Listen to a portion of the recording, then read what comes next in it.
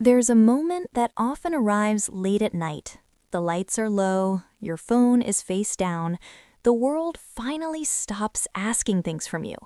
This was supposed to be peace, but instead your mind gets louder. Thoughts begin stacking on top of each other. Things you said, things you didn't say, decisions you're unsure about, moments you wish you could redo. And you notice something unsettling. When you're around people, your mind feels quieter. But when you're alone, overthinking takes over. Why does that happen?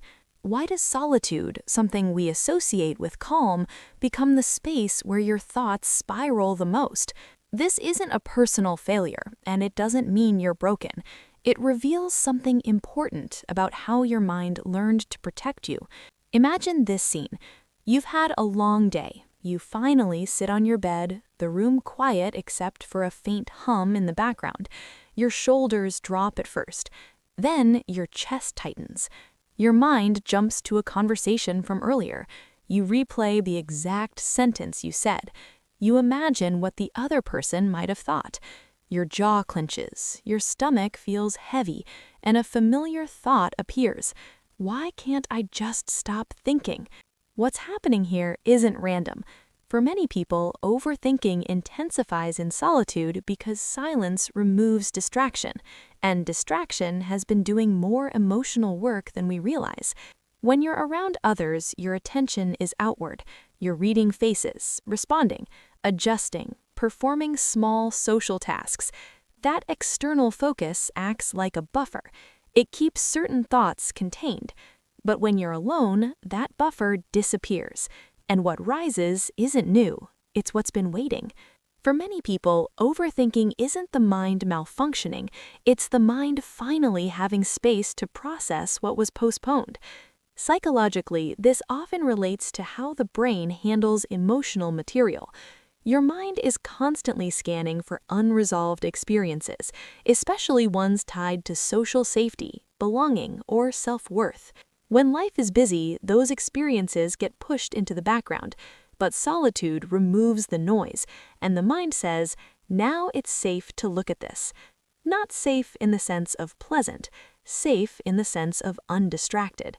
There's another layer here that's easy to miss. For many people, being alone doesn't just mean being by yourself, it means being unobserved. And for a nervous system shaped by criticism, inconsistency, or emotional unpredictability, being unobserved can feel unfamiliar.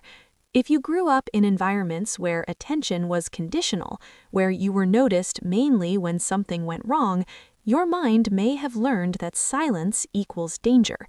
So when no one is around, your system stays alert. It reviews, analyzes, prepares. Overthinking becomes a form of vigilance, not because something bad is happening, but because something could. Picture another moment. You're walking alone at night, earbuds in. Nothing threatening is happening, yet your thoughts race. You plan future conversations. You rehearse explanations. You imagine worst-case scenarios. Your body feels slightly tense, even though you're safe. This is your mind trying to stay ahead of potential threat, not physical threat, but emotional threat, judgment, rejection, misunderstanding. Many people don't overthink because they enjoy thinking. They overthink because thinking feels safer than feeling. There's a reason overthinking often sounds logical on the surface.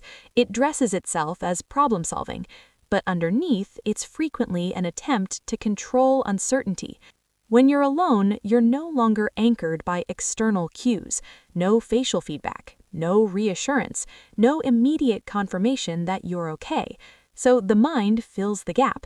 It tries to predict, to rehearse, to make sense of things that don't yet have answers. Philosophers noticed this long before modern psychology named it. Marcus Aurelius wrote about how the mind disturbs itself more than events ever could. Not because events are insignificant, but because the mind insists on replaying them long after they're over. The suffering isn't in the moment itself, it's in the mental echo. And solitude amplifies echoes, because there's nothing else to absorb the sound. But here's an important truth that's often overlooked. Overthinking in solitude doesn't mean you're bad at being alone. It often means you've rarely been alone safely. For many people, alone time was historically linked to discomfort, punishment, emotional withdrawal, or having to self-soothe too early. So solitude becomes associated with emotional labor. Your mind thinks, this is when I have to handle everything myself, and it tries to do exactly that by thinking more. There's also an identity component. When you're around others, your role is clear: listener, helper, performer, support. When you're alone, roles dissolve. And for people whose identity formed around usefulness or awareness, that emptiness can feel unsettling. So the mind creates activity, thought activity, to avoid stillness that feels unfamiliar. Another common pattern shows up here. Overthinking tends to spike when emotions are delayed. During the day, you may push feelings aside to function. You tell yourself you'll deal with them later. Later arrives at night, alone, and your mind opens the file it's been carrying all day. This isn't the mind betraying you, it's the mind finally doing its job. The problem isn't that thoughts appear, the problem is how we respond to them. Many people meet overthinking with force. Stop, calm down, why are you like this?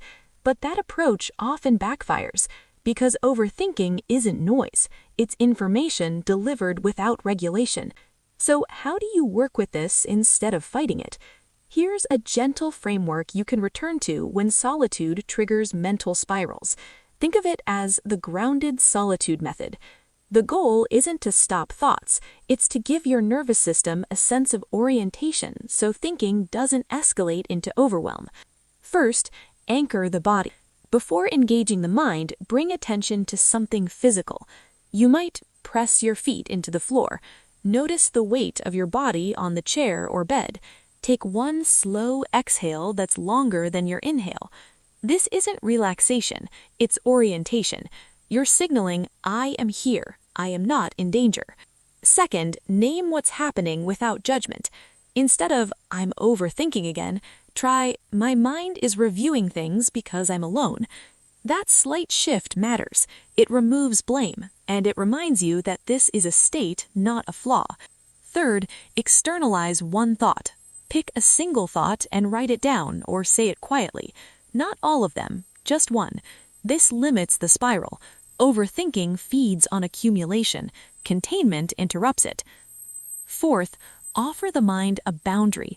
You can say internally, I'll think about this for 5 minutes, then I'll come back to the room.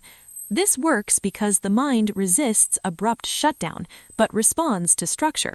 Finally, reconnect with something neutral, not something stimulating, not something numbing, something simple. A dim light, soft sound, a warm drink. The goal isn't distraction, it's companionship, even quiet companionship with the present moment. There's also a deeper reframe worth sitting with. If your mind spirals in solitude, it may be asking for a different kind of solitude. Not solitude filled with mental effort, but solitude that feels emotionally held. That can look like journaling without fixing, slow movement, music that matches your mood instead of trying to change it. Solitude doesn't have to be empty to be peaceful, it has to feel safe. Carl Jung once suggested that what we avoid in silence often contains something important, not dangerous, but unintegrated. When the mind circles the same thoughts, it's not always trying to torture you. Sometimes it's asking to be witnessed. The irony is that many people learn to fear being alone because they've only experienced solitude as mental chaos. But chaos isn't caused by aloneness, it's caused by unresolved experience meeting stillness without support. You don't need to eliminate overthinking to be at peace with yourself. You need to learn how to be alone without abandoning yourself. And that's a skill, not a personality trait. So if your mind gets louder when you're alone, don't immediately try to quiet it. Listen to what kind of safety it's asking for. Because the goal of solitude isn't silence, it's presence. And presence grows when you stop treating your thoughts as enemies and start treating them as signals. Before we end, take a moment to reflect on this. When your mind spirals in solitude, what is it usually circling around? The past, the future, or how you're seen by others? If you're comfortable, share that in the comments. Sometimes realizing you're not the only one is the first step towards quieter nights.